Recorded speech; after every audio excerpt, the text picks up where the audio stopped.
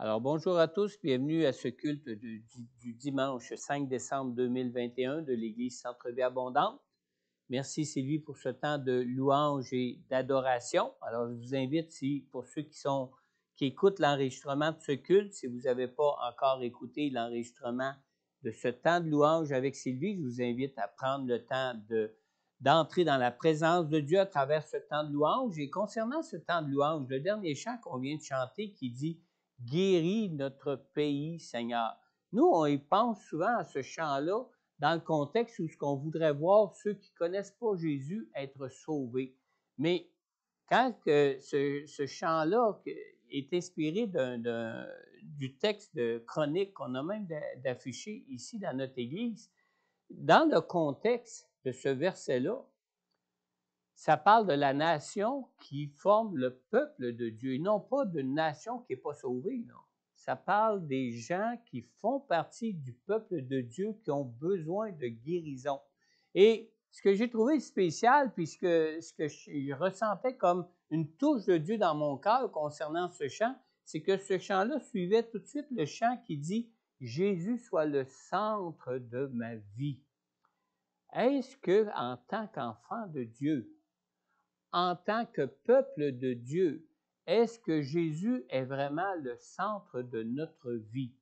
Je pense qu'on n'est pas juste préoccupé par toutes sortes de choses qui nous viennent du monde, mais je pense qu'il nous manque souvent que Jésus soit le centre même de notre vie pour connaître sa présence, pour goûter sa présence, pour marcher avec lui dans nos vies, et pour trouver vraiment en lui le repos pour nos vies. Amen. Vous savez, on n'a plus à suivre les commandements de Dieu comme à l'époque de l'Ancien Testament. Et même dans tous les commandements qui nous ont été donnés de Dieu, celui de suivre le sabbat de Dieu n'a pas été répété dans le Nouveau Testament, parce que notre sabbat de Dieu, nous le trouvons en Jésus-Christ. Mais pour goûter à ce sabbat de Dieu en Jésus-Christ, nous avons besoin vraiment que Jésus soit le centre de notre vie. Et je pense que la principale guérison que nous avons besoin en tant qu'enfants de Dieu, c'est vraiment de faire de Jésus le centre même de notre vie. Amen. Alors, je vous invite tous à écouter ce temps de louange, à participer à ce temps de louange en écoutant ce temps de louange pour goûter la présence du Seigneur et vraiment de remettre Jésus au centre de votre vie ce matin. En ce qui concerne la prédication de la parole, je vais vous inviter ce matin à tourner avec moi dans Jean au chapitre 11 de Jean. On va lire ensemble pour commencer les versets 32 à 38. Et en passant, à mon épouse Sylvie, merci d'être à l'écoute du Saint-Esprit parce que tes chants conviennent très bien à ce temps de prédication que nous allons avoir ensemble. Et s'il y a quelqu'un qui sait que j'ai eu de la difficulté à suivre la ligne de pensée de Dieu pour écrire cette prédication cette semaine, c'est mon épouse Sylvie. Même hier soir, je suis rentré à la maison en lui disant, concernant l'image, justement, qu'elle nous a partagé ce matin de la rencontre avec le ministère de Femmes de Vision de vendredi soir dernier. Je suis arrivé chez nous vers 6h moins quart hier soir, puis elle dit « Puis, comment ça va, mon amour? » J'ai dit « Oh, c'est encore un peu ténébreux dans mon esprit, j'ai de la misère à suivre la ligne de la prédication pour pouvoir bien la partager demain. Faut que tu pries pour moi. » Mais j'ai dit là, je me suis dit, il est temps que je m'arrête, je vais aller aiguiser ma hache. Je suis rentré à la maison, on a pris un bon souper ensemble, je me suis reposé un peu, je me suis couché tôt. Puis quand je me suis relevé ce matin, j'ai dit, Seigneur, donne-moi d'être attentif à ton Saint-Esprit, d'être conduit par ton Saint-Esprit afin de partager fidèlement la parole que tu places dans mon cœur. Et le Seigneur est fidèle. Et vous savez, quand on fait Dieu le centre de notre vie, il est là vraiment pour nous conduire, pour nous éclairer. Amen. Dans Jean, chapitre 11, on lit ici à partir du verset 32. Si vous avez tourné avec moi dans vos Bibles, On lit ici à partir du verset 32. Verset 32. Marie arriva à l'endroit où était Jésus. Quand elle le vit, elle tomba à ses pieds et lui dit, « Seigneur, si tu avais été ici, mon frère ne serait pas mort. » En la voyant pleurer, elle et les Juifs venus avec elle, Jésus fut profondément indigné et bouleversé. Il dit, « Où l'avez-vous mis? » « Seigneur, lui répondit-on, viens et tu verras. » Jésus pleura. Les Juifs dirent alors, « Voyez comme il l'aimait. » Et quelques-uns d'entre eux dirent, « Lui qui a ouvert les yeux de l'aveugle, ne pouvait-il pas aussi faire en sorte que cet homme ne meure point? » Jésus, de nouveau, profondément indigné, se rendit au tombeau. Prions ensemble ce matin. Père éternel, merci. Merci d'être notre Sauveur, Seigneur. Père éternel, merci.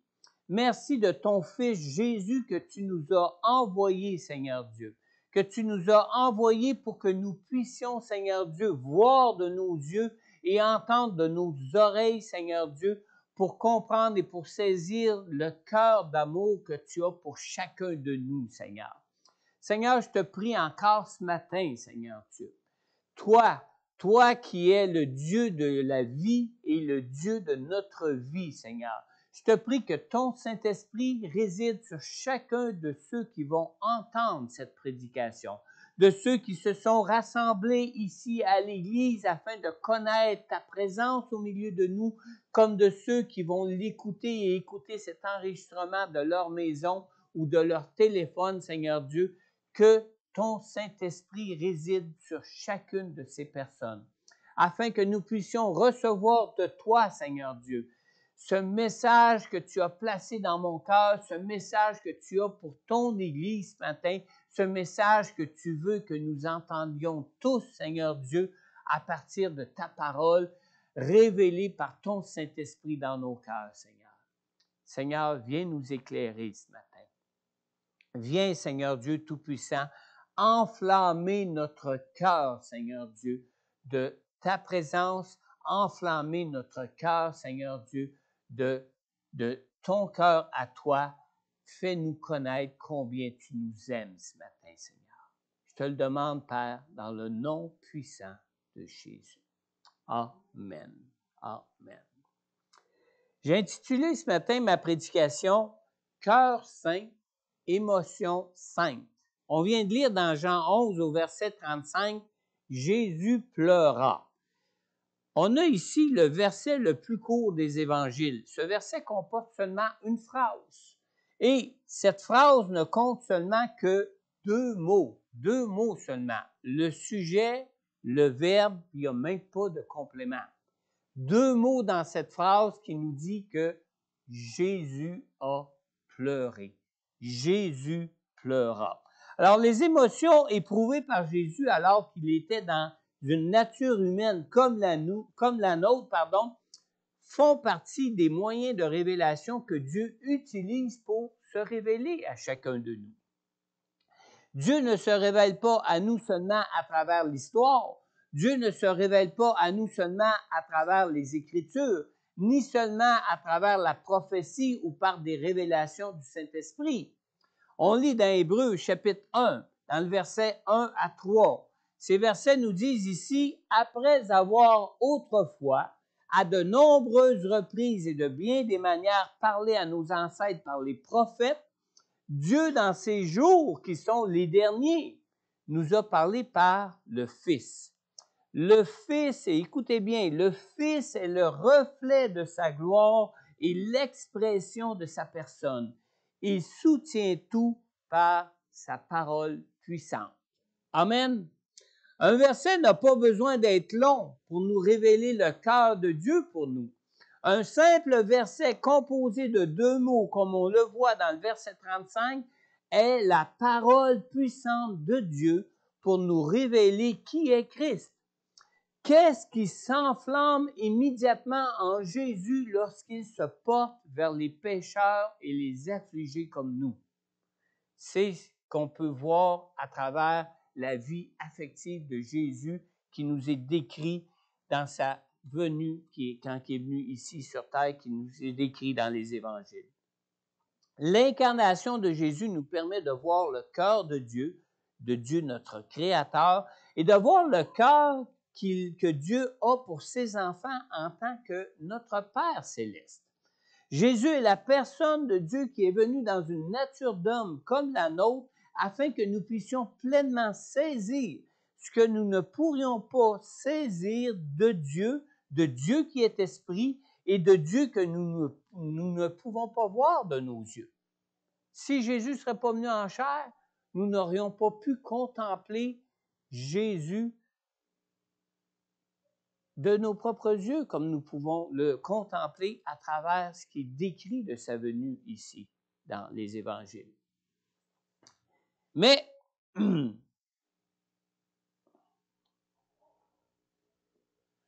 bien que Dieu soit esprit et que nous devions l'adorer en esprit et en vérité, nous ne pourrions pas pleinement saisir la grandeur de son cœur pour nous si Jésus n'était pas venu dans une chair comme la nôtre pour le révéler. Qui pourrait imaginer l'affliction que Dieu pouvait ressentir de voir la peine que Marie et les Juifs pouvaient éprouver de la mort de son frère Lazare? Hein?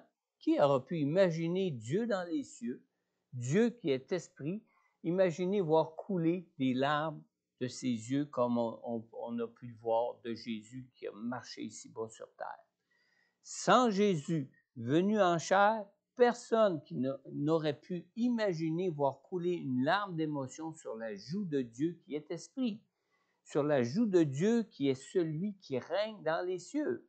Lors de leur dernier repas avec Jésus, les apôtres étaient non seulement troublés d'apprendre son départ, mais ils n'arrivaient même pas à saisir les réalités spirituelles qui concernaient le retour de Jésus au ciel.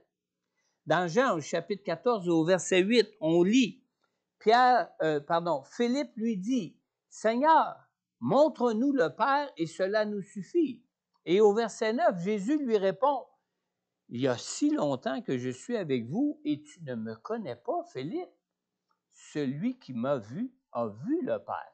Comment peux-tu dire, montre-nous le Père? » Donc, si nous écoutions tout ce que Jésus a dit, et si nous observions tout le comportement de Jésus quand il était dans cette nature d'homme dans laquelle il a vécu ici-bas, c'est Dieu le Père que nous pouvons entendre et que nous pouvons observer à travers lui.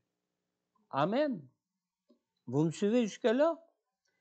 Et lorsque nous pouvons voir la peine que Jésus a éprouvée en voyant Marie et les Juifs devant le tombeau de son frère Lazare, c'est l'affliction de Dieu que nous observons, l'affliction de Dieu qui est esprit et qui règne dans les cieux.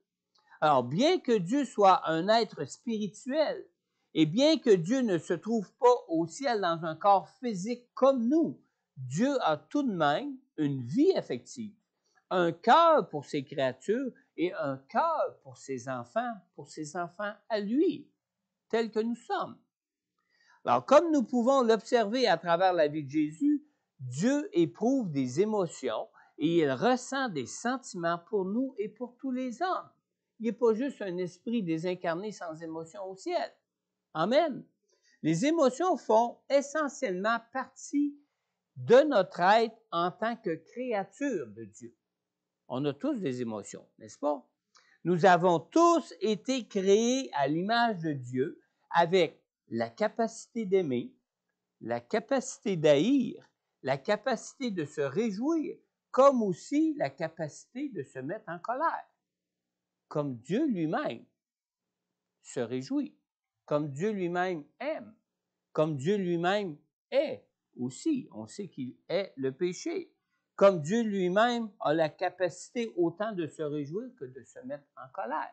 On a été créés à l'image de Dieu. Amen. Maintenant, les émotions ne découlent pas de la chute d'Adam et Ève, Dieu nous a créés avec cette capacité d'éprouver des émotions. Adam et Ève ressentaient des émotions du même type que Dieu avant la chute, avant qu'ils aient péché. Jésus ne s'est pas incarné homme afin de nous sauver de nos émotions. Il nous a créés avec des émotions.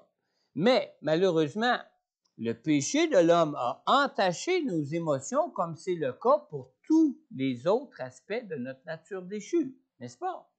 La vie affective fait partie de notre vie terrestre et les émotions feront aussi partie de notre vie dans notre nouveau corps glorifié après notre résurrection. Jésus a lui-même ressenti dans son corps humain, en tant qu'homme, toute la gamme des émotions que nous éprouvons. Mais les émotions de Jésus, elles, n'ont pas été entachées du péché comme nous. Jésus n'a pas été conçu de la semence d'un homme comme nous, d'un descendant d'Adam comme nous, mais Jésus a été conçu dans le sein de Marie, dans le sein d'une vierge, par la puissance du Saint-Esprit, dans le sein de Marie. Amen. Dans Hébreux, chapitre 4, au verset 15, on lit ici, « En effet, nous n'avons pas un grand prêtre incapable de compatir à nos faiblesses.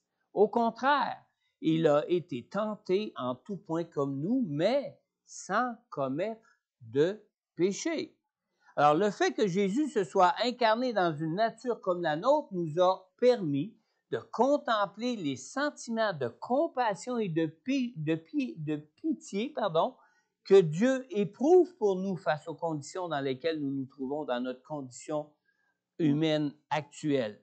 Mais, vous savez, quand Jésus est retourné au ciel après sa résurrection, il n'est pas retourné au ciel en tant qu'un être spirituel comme il était auparavant, en tant qu'un être spirituel désincarné comme il était auparavant. Jésus est ressuscité dans un nouveau corps glorifié, comme nous-mêmes nous allons ressusciter dans un nouveau corps glorifié. Alors Jésus est retourné au ciel non pas simplement comme un esprit désincarné, mais comme nous serons au ciel dans un corps, mais un nouveau corps qui ne sera pas d'une nature humaine comme celui que nous avons présentement, mais qui sera un nouveau corps, d'une nouvelle nature céleste, comme celui avec lequel Jésus est ressuscité, après avoir été dans un corps humain comme le nôtre. Jésus est ressuscité dans un nouveau corps glorifié, un corps que les disciples pouvaient voir, un corps que les disciples pouvaient même toucher, mais aussi un corps qui pouvait passer à travers les portes. Mais ce corps-là ne sera pas dénué d'émotion. Il est ressuscité avec un corps capable d'une vie affective comme il l'était avant quand il était esprit. Amen. Alors, par notre foi en Jésus, nous ressusciterons nous aussi dans un nouveau corps glorifié, tel que Jésus est lui-même ressuscité. Et de la même façon que nous pouvons voir les émotions de Jésus être manifestées à travers sa nature d'homme quand il marchait sur cette terre ici-bas, de la même façon, nous pourrons voir les émotions du cœur de Dieu être manifestées par Jésus à travers son corps céleste de résurrection quand nous nous retrouverons au ciel avec Dieu. Amen. Alors, l'incarnation de Jésus et sa résurrection du tombeau sont en quelque sorte la réalisation des paroles prophétiques de Job. De Job qui, lui, s'attendait à recevoir la compassion de Dieu dans son affliction dans sa vie ici-bas. De Job qui s'attendait à contempler sa justice de ses propres yeux un jour après sa mort, quand il se retrouverait après sa mort. On lit dans Job au chapitre 35. Tournez avec moi à Job, chapitre 35, on va lire ensemble les versets 25 à 27. Tout de suite après les psaumes, Job. Après les proverbes, pardon. Après Cantique aussi. Après tous les livres poétiques. Non, c'est pas après Cantique, c'est avant Cantique. Avant les psaumes, pardon. OK, c'est avant les psaumes. Avant les livres poétiques. Job 19. Pas bien bon, hein, pour un pasteur d'enseigner que Job se trouve après les livres poétiques. Job 19. On lit dans Job 19 ici, dans le verset 25 à 27. Job parle ici. Pour ma part, je sais que celui qui me rachète est vivant et qu'il se lèvera le dernier sur la terre.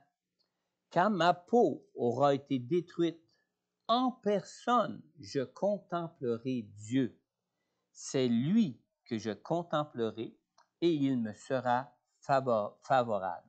Mes yeux le verront et non ceux d'un autre. Au plus profond de moi, je n'en peux plus d'attendre.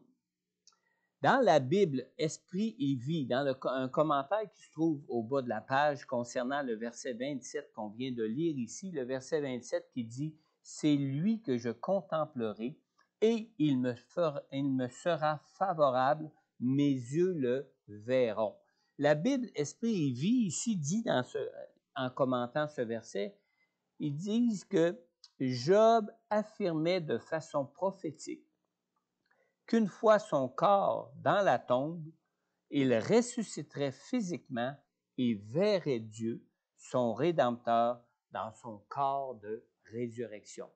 Et ce qui va nous permettre de voir Dieu dans notre corps de résurrection, c'est que Jésus lui-même est retourné au ciel, non pas comme un esprit désincarné qu'on ne pourrait pas voir, mais dans un corps de résurrection.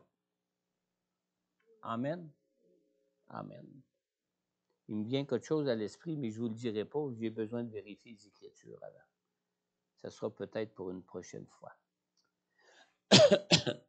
Alors, nous, depuis que Jésus est venu en chair et en os dans ce monde, nous pouvons dès maintenant contempler le cœur de Dieu pour nous maintenant.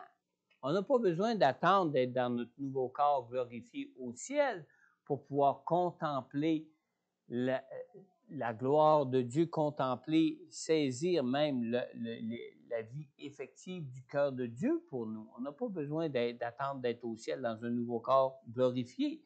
Maintenant, depuis que Jésus est venu en chair et en os dans ce monde, nous pouvons dès maintenant contempler le cœur de Dieu pour nous maintenant.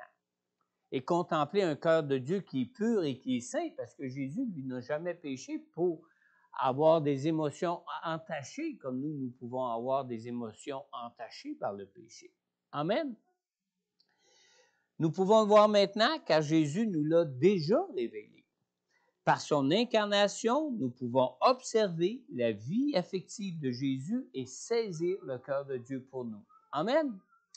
Maintenant, la vie affective de Jésus manifestée dans la chair nous révèle le cœur pur et le cœur juste de Dieu pour des pécheurs comme nous. Pour nous sauver, il était nécessaire que Jésus s'incarne dans un corps de faiblesse de la même nature que nous. Dans Hébreux chapitre 5 au verset 2, on lit ici « Il peut avoir de la compréhension pour les personnes ignorantes et égarées, puisqu'il est lui-même aussi sujet à la faiblesse. » Maintenant, remarquez, avant qu'on aille plus loin, que ce verset-là ne nous parle pas de Jésus quand il a marché ici-bas sur cette terre. Non. Ce verset-là parle des grands prêtres, de ceux qui étaient les souverains sacrificateurs qui officiaient au temple avant la venue de Jésus, ou jusqu'à la venue de Jésus. D'accord? Alors, ça nous dit de ces grands prêtres-là qui pouvaient avoir de la compréhension pour des personnes ignorantes et égarées, puisqu'ils étaient eux-mêmes aussi sujets à la faiblesse, comme nous. Ce qui n'est pas le cas de Jésus. Il n'est pas sujet à la faiblesse, lui. Il a toujours marché sans péché, même s'il était dans un corps de faiblesse comme le nôtre. Alors, ce verset nous parle des grands prêtres qui officiaient dans le temple pour intercéder pour le peuple et pour offrir les sacrifices à Dieu pour le pardon de nos péchés. Et ce passage nous apprend qu'il Il n'y a pas de meilleur intercesseur pour implorer le pardon de Dieu pour des pécheurs qu'un autre pécheur. Hein? C'est facile de comprendre un pécheur quand on est nous-mêmes pécheurs. C'est facile de comprendre la faiblesse d'un pécheur quand on est nous-mêmes pécheurs. Alors, Jésus a dû s'incarner homme dans une nature de faiblesse comme nous pour être tenté en toutes choses et comprendre combien notre nature d'homme est une nature de faiblesse, mais sans toutefois jamais pécher. Amen. L'intercession d'un pécheur est très efficace pour implorer la grâce du pardon de Dieu pour un autre pécheur. Seul un pécheur qui partage les mêmes faiblesses que lui peut comprendre un autre pécheur. Mais les émotions éprouvées par Jésus ne se limitaient pas seulement à de la compassion pour ses faiblesses qui nous rendent esclaves et dépendants du péché dans nos vies. Pas seulement pour ça. Jésus éprouvait non seulement de la compassion pour Marie et pour les Juifs qui souffraient face à la mort de son frère Lazare, mais Jésus éprouvait aussi des sentiments qui étaient des sentiments de colère face à la mort. En plus de la compassion, les larmes de Jésus devant le tombeau nous permettent de constater également la douleur, l'indignation et la colère qui étaient ressenties par Jésus face à notre condition humaine. Lorsque Jésus a pleuré près de la tombe de Lazare, il y a un mot inhabituel qui est utilisé ici pour décrire ces sentiments. Et le mot qui est utilisé, le mot grec qui est utilisé ici, c'est un mot qui est aussi traduit ailleurs par profondément indigné et bouleversé. Même que c'est traduit dans Jean 11, 33 ici par profondément indigné et bouleversé, ou par frémir et être tout ému. Ça, c'est selon la version de Bible que vous utilisez en ce qui concerne Jean 11, verset 33. Maintenant, ce mot est aussi employé à d'autres endroits dans le Nouveau Testament. Et là où il est employé ailleurs dans le Nouveau Testament, il est aussi traduit par sévère recommandation.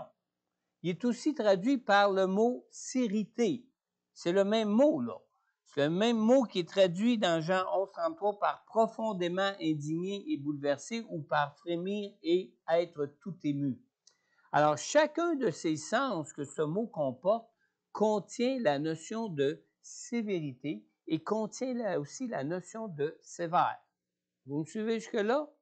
Alors, au sentiment de compassion de Jésus qui était provoqué par la mort de Lazare, s'ajoutait aussi un mélange d'indignation et de colère face à la mort de Lazare, face au diable lui-même qui détenait alors le pouvoir sur la mort. Vous me suivez toujours? Il n'était pas juste rempli de compassion et de pitié pour Marie et les Juifs qui pleuraient la mort de Lazare, de perdre Lazare, mais il était aussi animé de colère et de sévérité, d'irritation face au fait que cette mort avait été emmenée par Satan qui détenait le pouvoir de la mort. Alors, il était en colère contre Satan lui-même.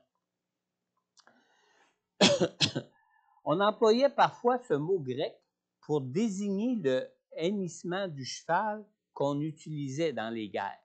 Quand le cheval se retrouvait au plus fort du combat, au milieu du combat, le cheval, quand il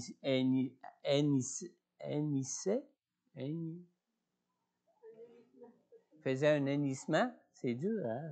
Je ne sais pas comment conjuguer le verbe ici.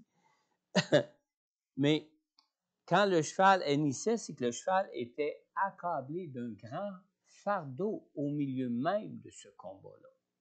Amen. Un grand fardeau qui le mettait comme sur un stress, sur une irritation. Et c'est ce même sentiment qu'on reporte de Jésus ici face au fait que Lazare était mort et était mort à cause du pouvoir que détenait l'ennemi sur nos vies. Alors, les émotions de Jésus nous démontrent donc la compassion de son cœur pour nous face à la mort, mais les émotions de Jésus nous démontrent aussi son indignation et sa colère contre cette mort injuste imposée par notre accusateur, imposée par l'ennemi de nos vies. Amen. C'est clair, là? Vous m'avez suivi jusque-là? Gloire à Dieu, merci. Vous savez, un cœur pur et sans tache produit des émotions saines et équilibrées, des émotions saintes et pures.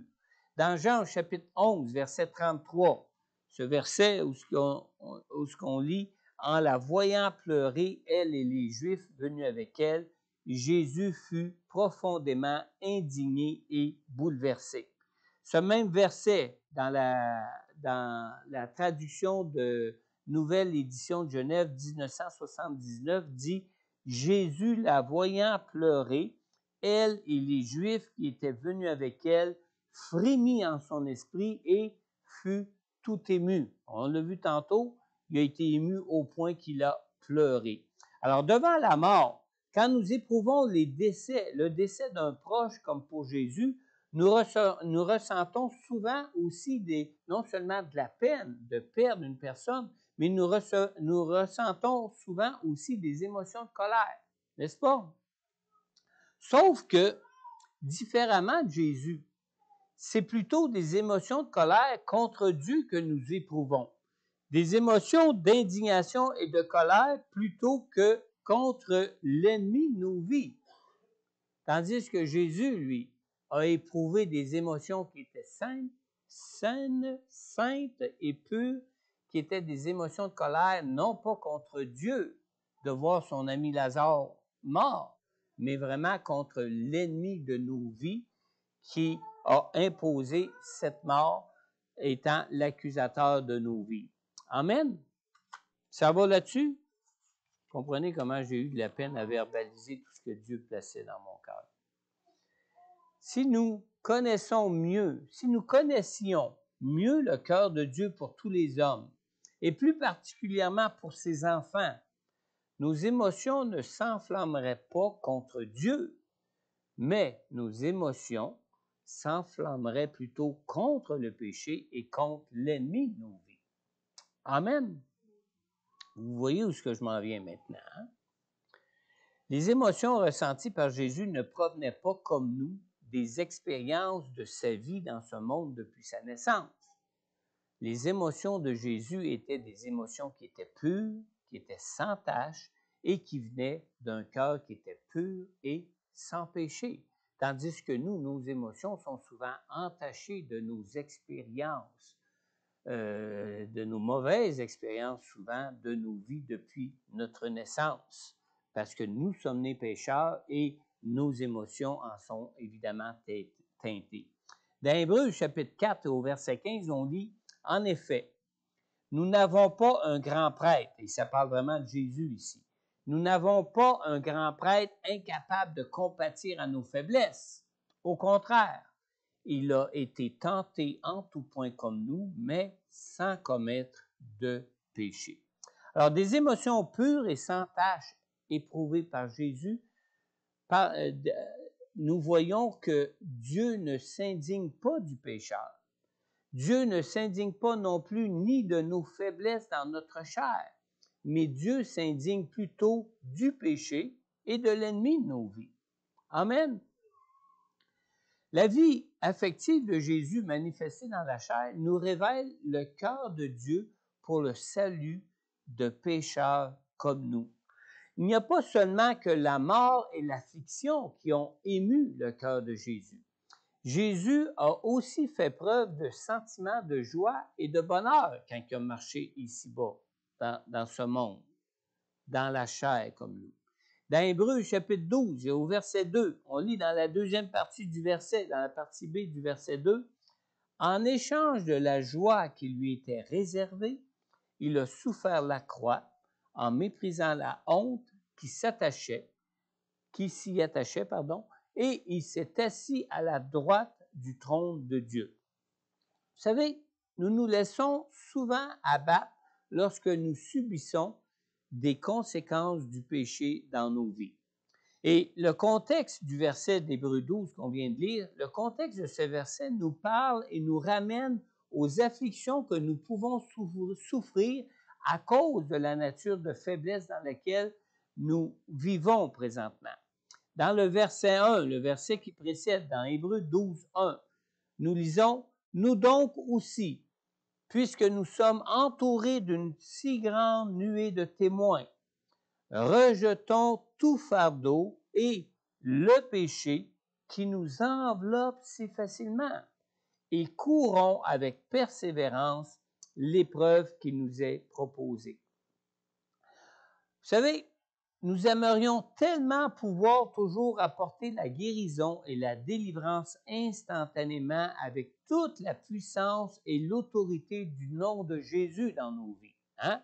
On aimerait ça dire, dans le nom de Jésus, sois guéri, puis même dans le nom de Jésus, on aimerait nous-mêmes dire, Lazare sort, comme Jésus, quand il a ressuscité Lazare. On aimerait ça, hein?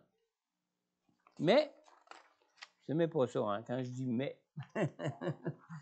Ça change souvent la joie qu'on peut ressentir. Mais, dans cette nature de pécheur dans laquelle nous nous trouvons encore, nous pouvons quelquefois éprouver de la joie, autant pour commettre ce qui peut être mal que pour des guérisons et des délivrances, parce que nous demeurons des pécheurs, n'est-ce pas?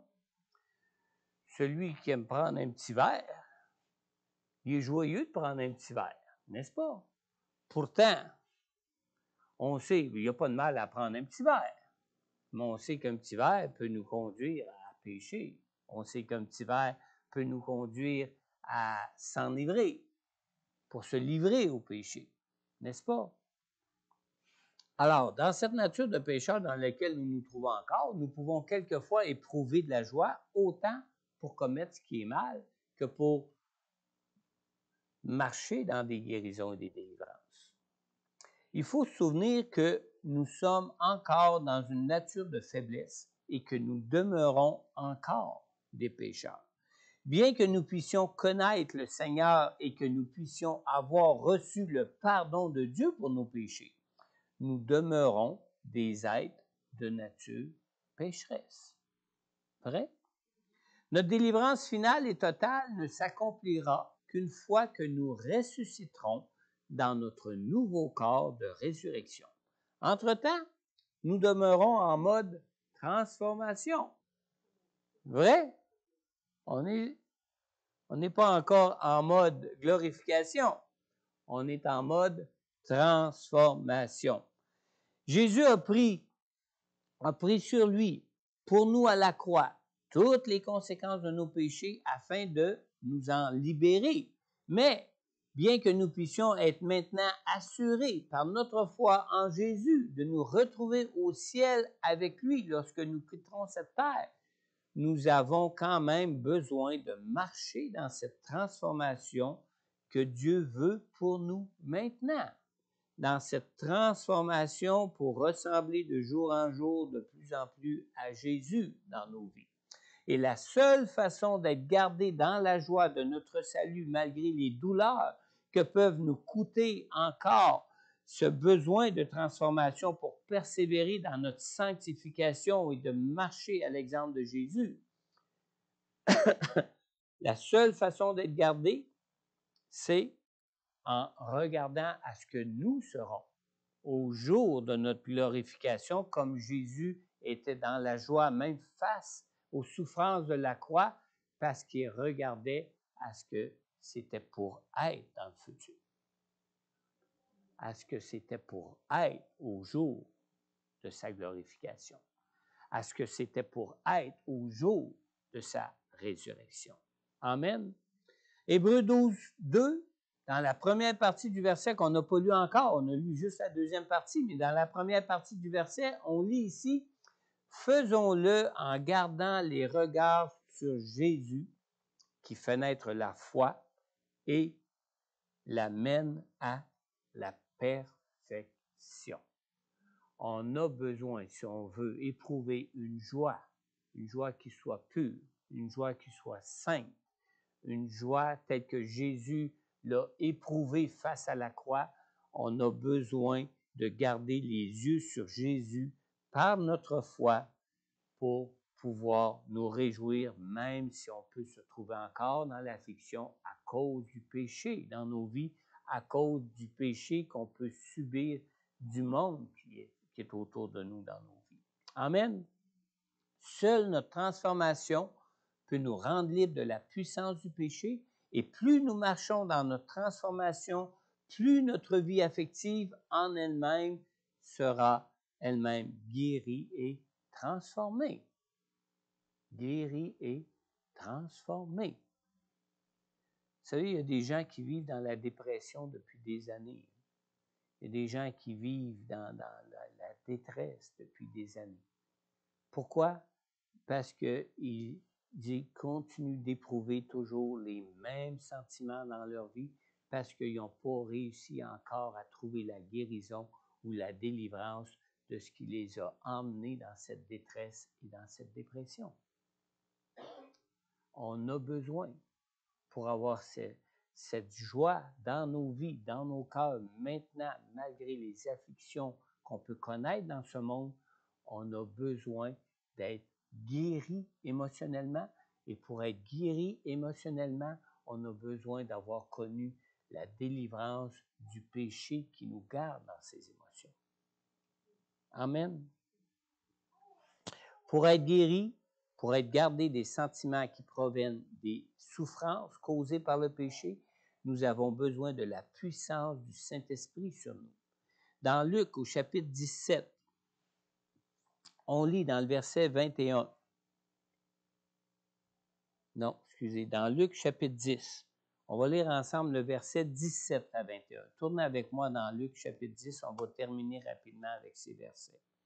Luc, chapitre 10.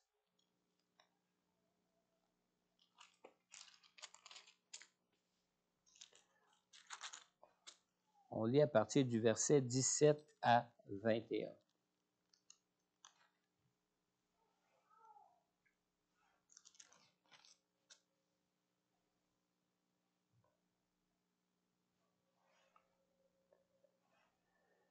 Les 70 revinrent tout joyeux et dirent: Seigneur, même les démons nous sont soumis en ton nom.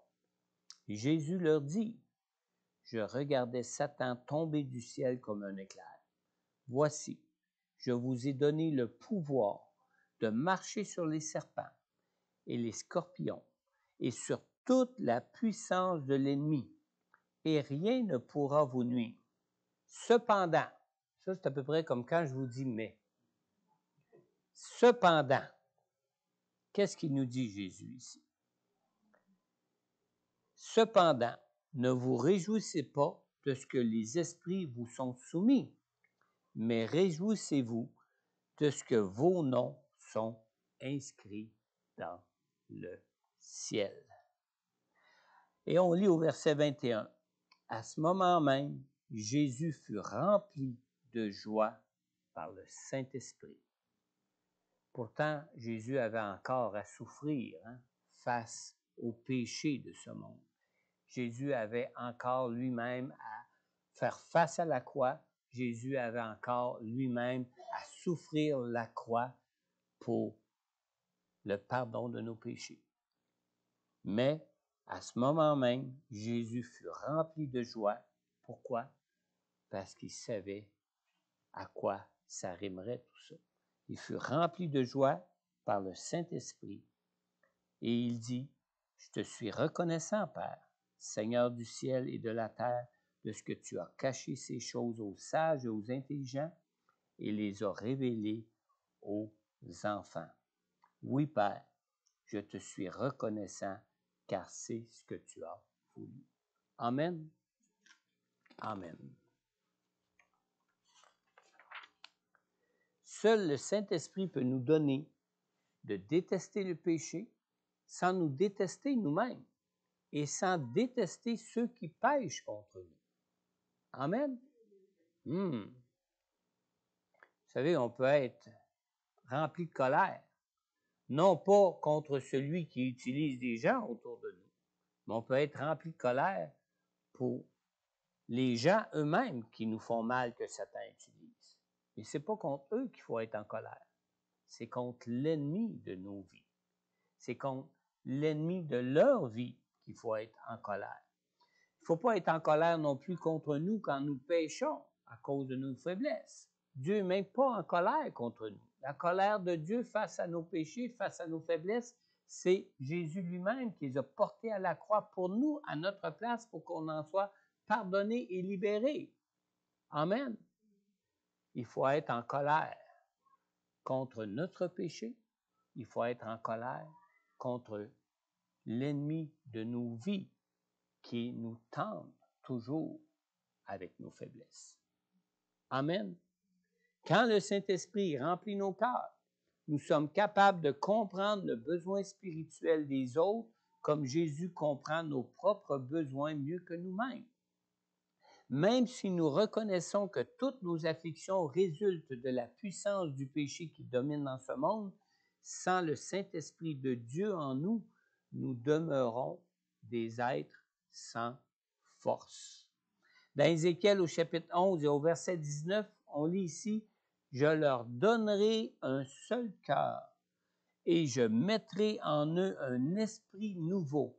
Je retirerai de leur corps le cœur de pierre et je leur donnerai un cœur de chair. » Alors, seul le Saint-Esprit de Dieu peut nous donner d'avoir un cœur pur et juste selon le cœur de Dieu, un cœur animé de sentiments purifiés de tout péché, un cœur qui produit des émotions qui vont être libres d'afflictions qui peuvent nous être causées par le péché.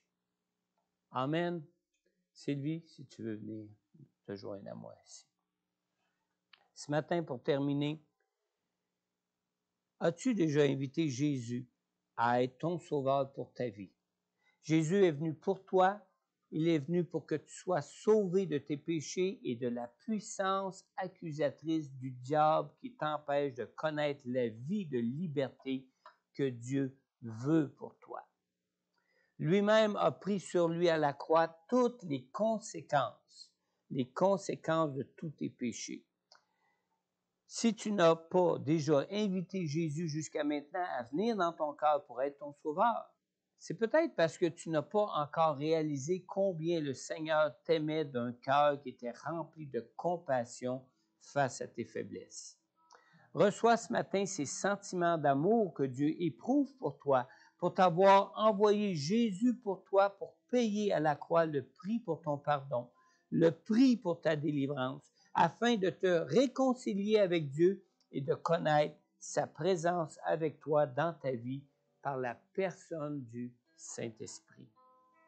Dans Jean 3,16, on lit bien, « En effet, Dieu a tant aimé le monde qu'il a donné son Fils unique, afin que quiconque croit en lui ne périsse pas, mais ait la vie éternelle. » Alors ce matin, si tu crois à cet amour de Dieu pour toi, il suffit simplement pour toi maintenant de lui confier ta vie en l'invitant à venir lui-même habiter dans ton cœur.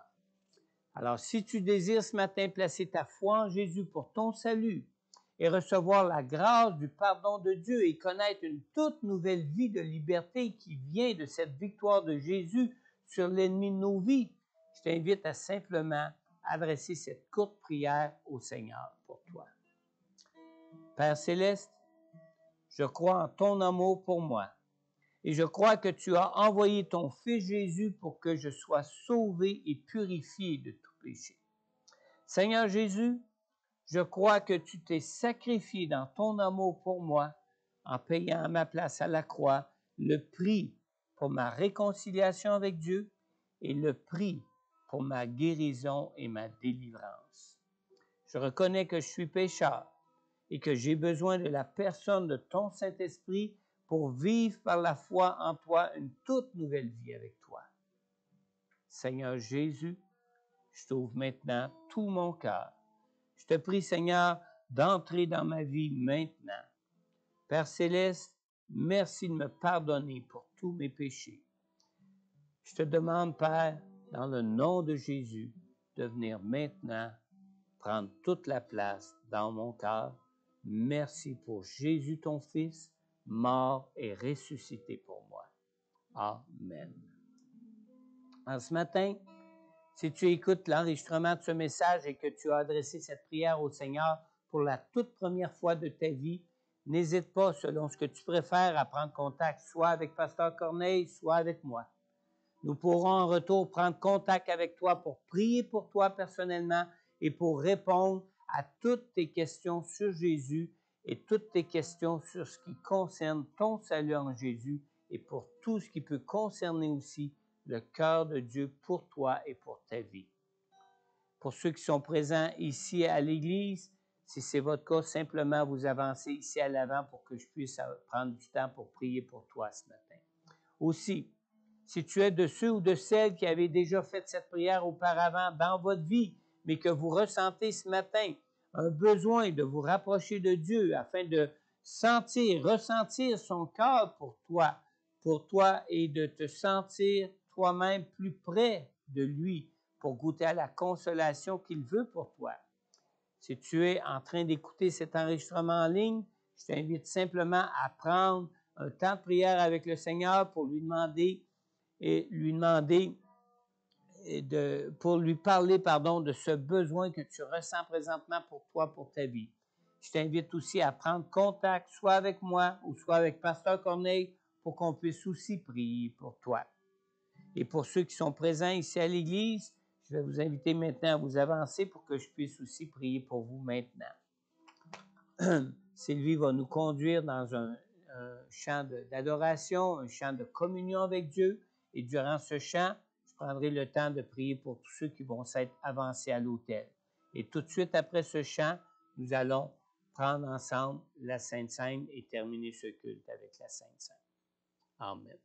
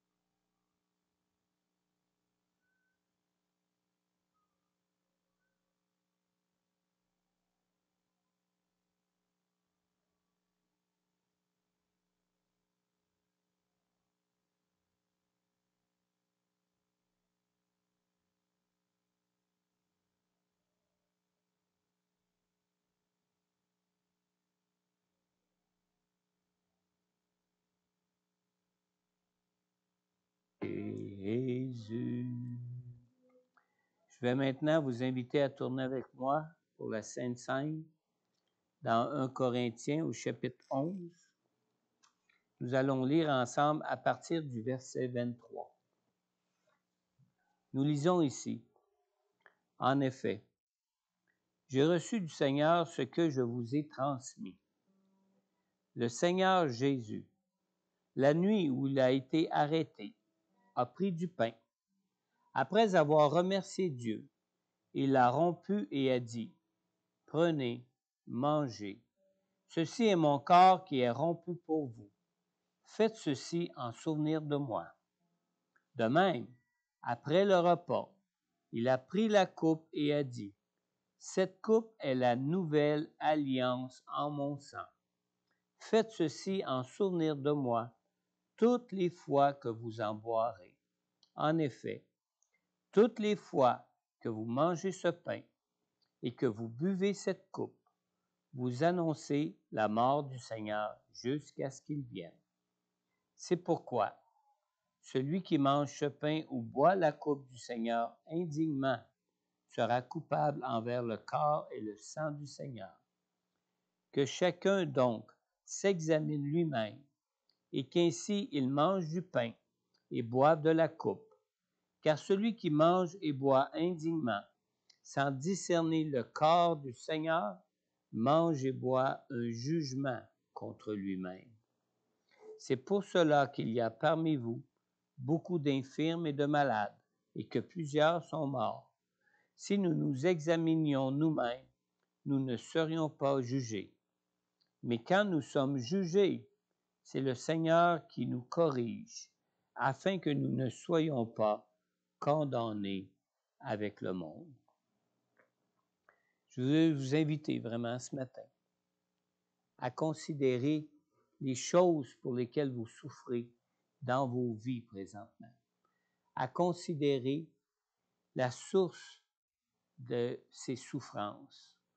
Et je vous invite vraiment à vous rappeler combien Jésus lui-même a payé de ses propres souffrances, de sa mort à la croix, le prix pour notre délivrance, pour la délivrance de nos péchés, pour le pardon de nos péchés, le prix pour que nous puissions être changés et transformés en étant libérés de cette puissance qui peut-être a encore de l'emprise sur nous dans nos vies. Le Seigneur est mort pour nous en délivrer, est mort où il a vaincu l'ennemi de nos vies à la croix, afin qu'il n'y ait plus aucune puissance, aucun pouvoir sur nous. C'est ce qui nous donne cette joie et cette liberté de pouvoir connaître la délivrance de toute affliction du péché dans nos vies. Durant que je vais vous distribuer les symboles, je vais vous distribuer les coupes qui représentent le sang de Jésus, la vie parfaite et sans péché de Jésus qu'il a bien voulu livrer à la croix pour nous. Et je vais vous distribuer aussi le pain qui représente son corps qui a lui-même porté à la croix, ou ce qu'il a, à travers son corps, porté lui-même à la croix nos souffrances pour notre délivrance. Durant ce temps, Sylvie va nous conduire dans un chant de louange et d'adoration. Et tout de suite après, nous relirons des passages que nous venons de lire et nous prendrons ensemble des symboles pour nous rappeler la grandeur et la puissance de l'amour de Jésus, mort pour nous, pour notre guérison, notre délivrance. Amen.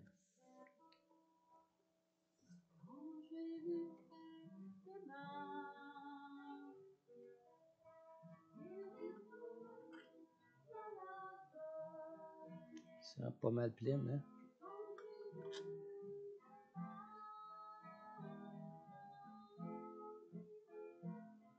C'est du jus. Non, il n'est pas rouge. Non, c'est pas grave. Jésus, il n'y avait pas de... Non, c'est parce qu'on manquait de jus de raisin. C'est juste un symbole. C'est juste un symbole.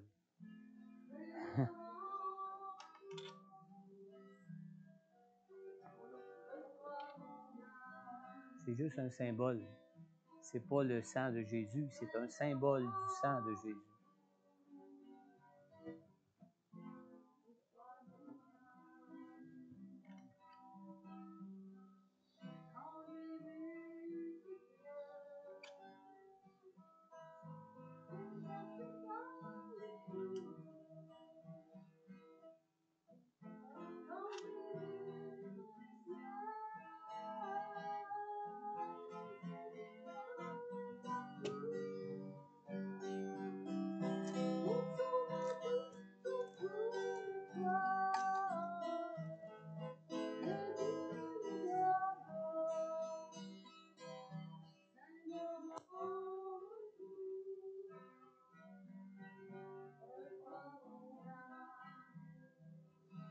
Non, inquiète-toi pas, Alain. C'est sanctifié.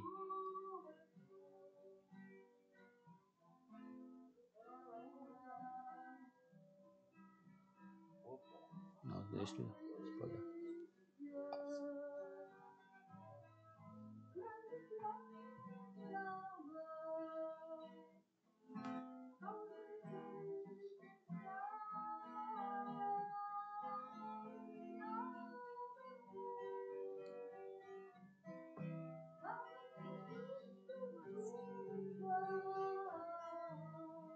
Des milliers d'hommes,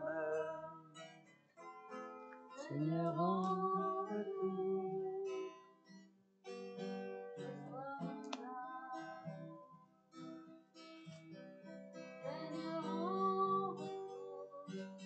Corianta Shamayara Baba Bakidos.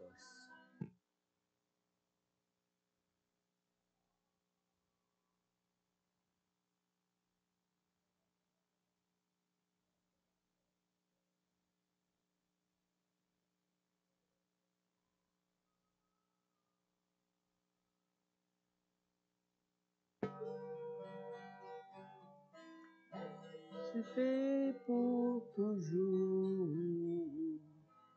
Des milliers d'hommes, Seigneur, en retour. Sois mon âme. Seigneur, en retour.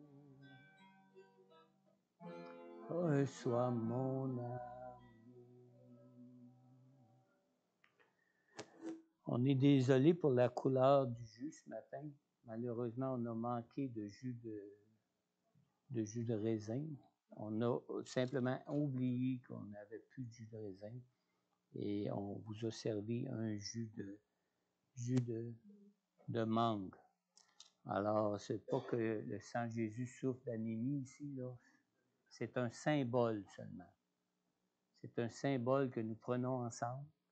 Ce n'est pas le sang de Jésus que nous buvons, c'est un symbole du sang de Jésus qui a été versé à la croix pour nous sauver. Nous lisons ici dans 1 Corinthiens chapitre 11, à partir du verset 23. Le Seigneur Jésus, la nuit où il a été arrêté, a pris du pain. Après avoir remercié Dieu, il l'a rompu et a dit, « Prenez, mangez. Ceci est mon corps qui est rompu pour vous.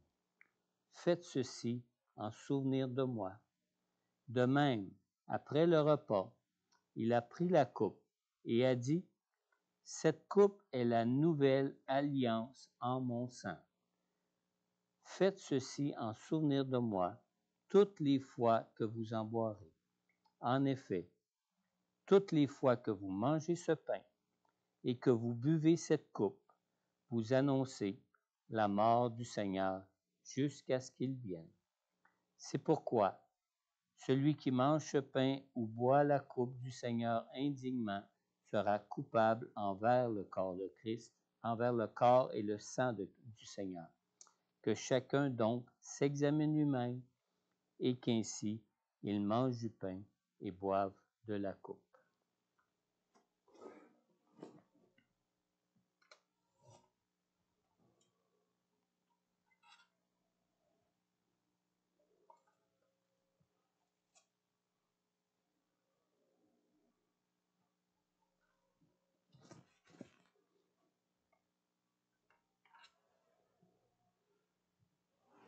Je vais inviter maintenant mon épouse à prier le Seigneur pour le remercier, pour son sang, sa vie pure et sans tache, qu'il a bien voulu lui-même livrer à la croix dans son amour, dans ses sentiments d'amour, ses sentiments de compassion qu'il éprouvait pour nous.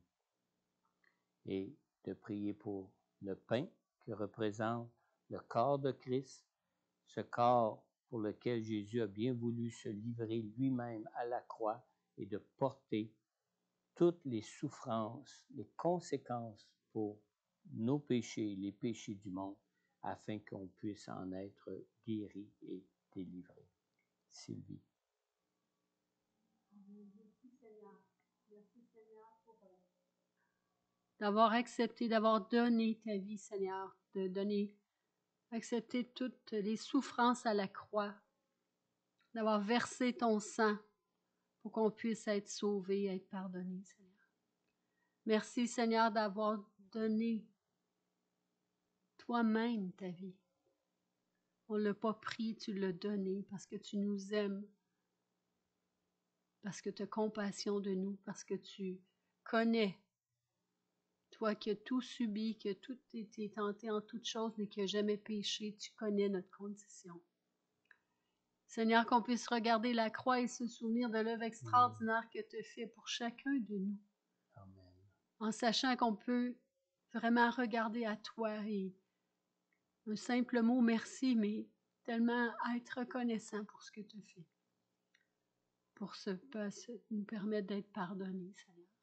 Et que ça puisse développer en nous cette repentance, Seigneur, pour reconnaître qu'on te doit tout, Seigneur, que tu as payé le prix de nos péchés, que tu nous ouvres les portes du ciel, leur donnant ton corps en versant ton sang. Merci, Jésus. Merci pour ce corps, merci pour ce sang précieux. Merci, Seigneur, pour l'œuvre extraordinaire que tu as fait pour chacun d'eux. Alléluia, Jésus. Amen. Amen. Buvons ensemble. Mangeons ensemble le pain, pardon.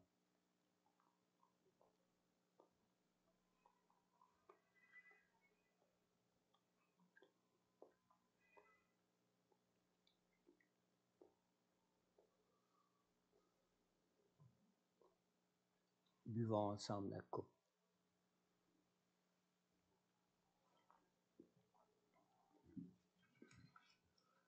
Amen. Je vais ramasser les coupes. Sylvie va nous conduire dans un dernier chant de louange et d'adoration. Par la suite, le culte sera officiellement terminé. Ceux qui ont quitté pourront quitter, mais ceux qui veulent demeurer pour la prière pour des besoins personnels, simplement rester. Aussitôt que tout le monde qui auront quitté auront quitté, nous pourrons prendre un temps de prière ensemble. Dieu vous bénisse. Bon dimanche. Amen.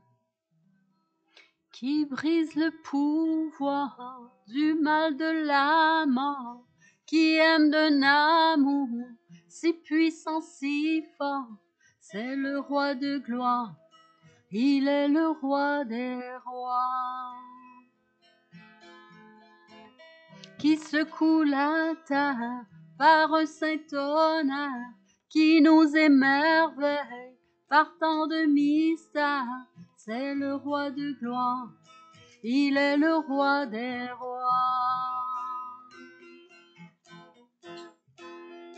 Quelle grâce incomparable,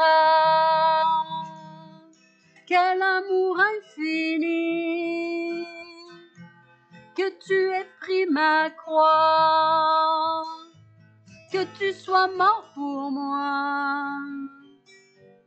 Tu as payé le prix pour qu'enfin je sois libre. Oh, oh, oh, Jésus, je te chante pour ce que tu as fait. Qui ramène la paix dans la confusion, change les orphelins en fils et en filles. C'est le roi de gloire, il est le roi des rois. Qui règne sur les peuples dans la vérité, brille comme le soleil de tout son éclat. C'est le roi de gloire, il est le roi des rois.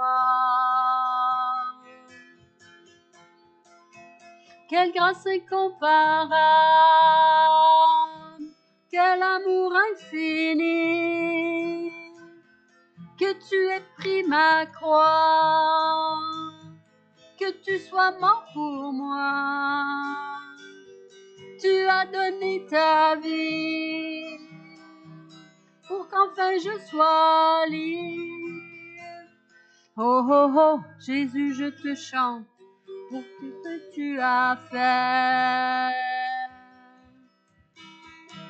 Digne est l'agneau immolé, digne est le roi vainqueur sur la mort.